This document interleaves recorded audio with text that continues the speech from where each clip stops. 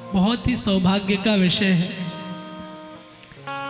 कि हम श्री भागवत जी की पावन सन्निधि में विराजमान है।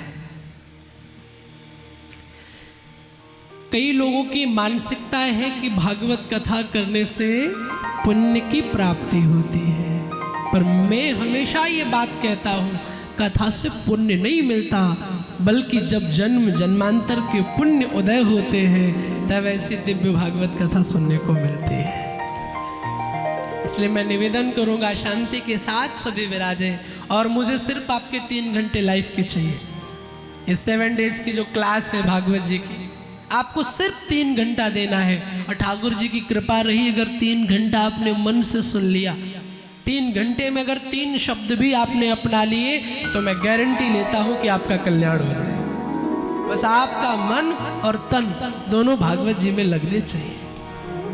शिवानंद की कथा में आना तो केवल थ्योरिकल मत सुनने आना कि एक राम जी थे उन्होंने धनुष तोड़ा, एक कन्हैया थे उन्होंने माखन चुराया, ना जी ना। मैं जब भी कथा करता हूँ, मेरे जीवन का ये उद्देश्य होता है कि कथा को प्रैक्टिकल लाइफ से जोड़ा जाए। आपने चंदन लगाया, अच्छी बात है, आप टीका लगा के आए, आप सच संवर के आए, आपने लड्डू पाया, आप थोड़ा नाचे थोड़ा झूमे, पर वास्तव में आपको मिला क्या? ये संगीतकार आए दक्षिणा लेके जाएंगे, हम आए हम भी दक्षिणा लेके जाएंगे, पर 7 दिन बाद जब आप यहाँ से जाएंगे तो आपसे पूछ दिया जाए आपको क्या मिला, तो आप क्या बताओगे? हाँ?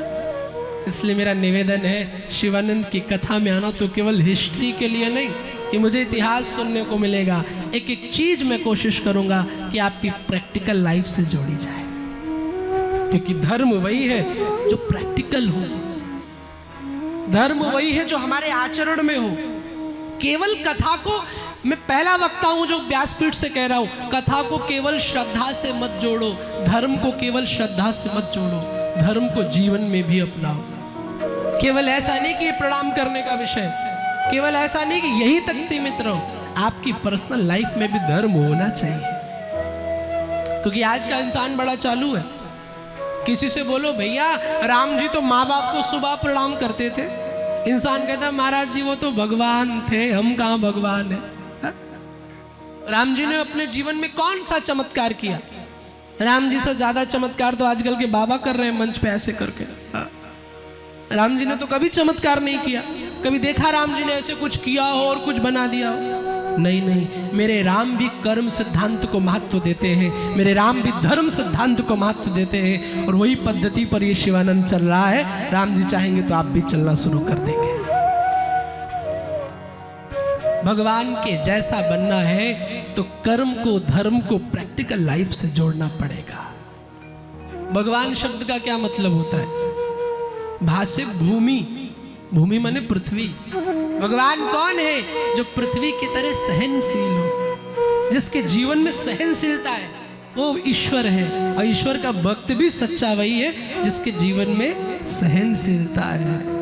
और हम आपको देखिए, कंठी तो बहुत बड़ी पहन लेंगे, चौड़ी वाली, हाँ वृंदावन से लाएंगे, माटी का भी लगा लेंगे 2 फीट का लंबा, लेकिन अगर कोई एक गाली दे देवे, हाँ जी तुमने मुझे कैसे गाली दी, 100 गाली दे के आते। क्या आप सच्चे भगत हुए? बोलो ना हाँ जी की ना जी। क्या आप सच्चे भगत हुए? नहीं। जिसके जीवन में सहनशीलता नहीं है और राम को नहीं जान सकता, वो कृष्ण को नहीं जान सकता। मेरा ईश्वर कितना सहनशील है, मेरा ईश्वर कितना सहनशील। भक्तमाल में एक प्रसंग आता है, आपके महाराष्ट्र की एक भक्त हुई सखूबाई, विठल नाथ जी की बहुत बड़ी भक्त, दिन रात जपती, कब पंढरपुर जाऊंगी, कब विठोबे से मिलूंगी, कब विठल नाथ जी के दर्शन करूंगी, बहुत बड़ी भगत। लेकिन दुर्भाग्यवश उसका विवाह वहां हो गया जहां ससुराल पक्ष भक्ति से बिल्कुल दूर था।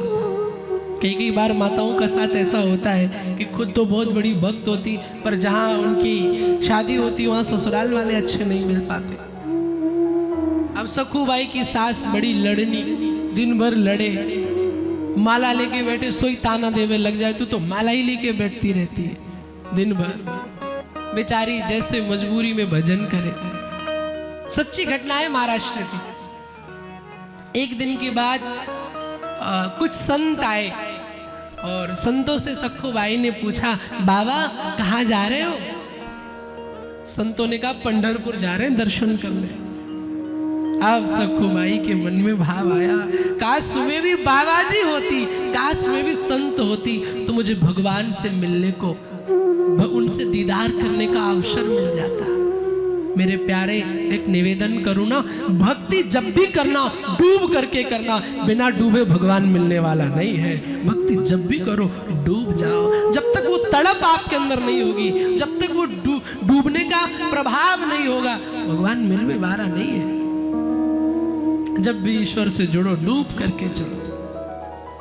लेकिन आजकल आदमी होता है ना, आजकल नए यूथ है ना, देखो ना आजकल के जो बच्चे हैं, आजकल की मम्मी पापा जो भी है, वाइफ से बात करेंगे तो 2 घंटे, गर्लफ्रेंड से बात करेंगे तो रात भर, और ठाकुर जी की 5 मिनट की आरती में सम्मिलित होने का टाइम नहीं है उनके पास। कितने दुर्भाग्य की बात है।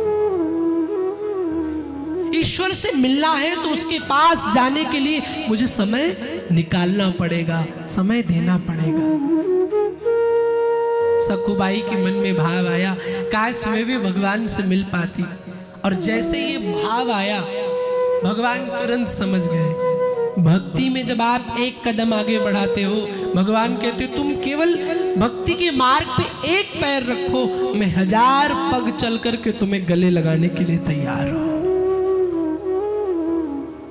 सखुबाई के मन में ये भाव आया, भगवान ने क्या किया, सखुबाई का वेश रख लिया और घर में गए, क्या देखा, सासू बैठी है। तुरंत सासू को बैठे देखा तो सखुबाई की फ्रेंड का वेश रखा, सखी का, और आई और सखुबाई से कहा, बहन तेरी सासू ने आज्ञा दे दी, जा संतों के साथ जा दर्शन करके आ। अब सखुबाई सोची, वैसे तो इतनी लड़नी सास मिली, पर आज आज्ञा कैसे दे दी? अरे बोले तू ज्यादा सोच मत, अब उनकी आज्ञा मिल गई तो तू जा।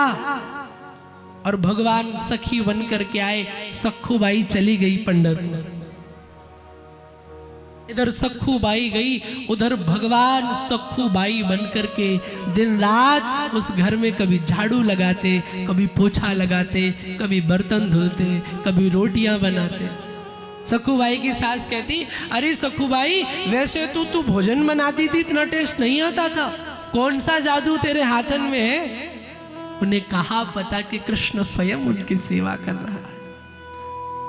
एक दिन के बाद भगवान बने सखुबाई, कुछ कारणवश त्रुटि हो गई, सास ने भगवान को बांधा, सखुबाई बने और 50 कोड़े लगाए, और भगवान मेरे वो कोड़े भक्त के लिए सहते रहे, मार खाते रहे गोविंद।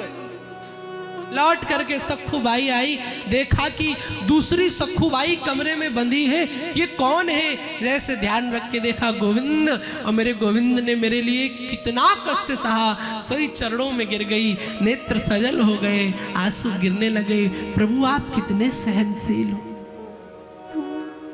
भगवान कितना सहनशील है, इन कथाओं से सीखो।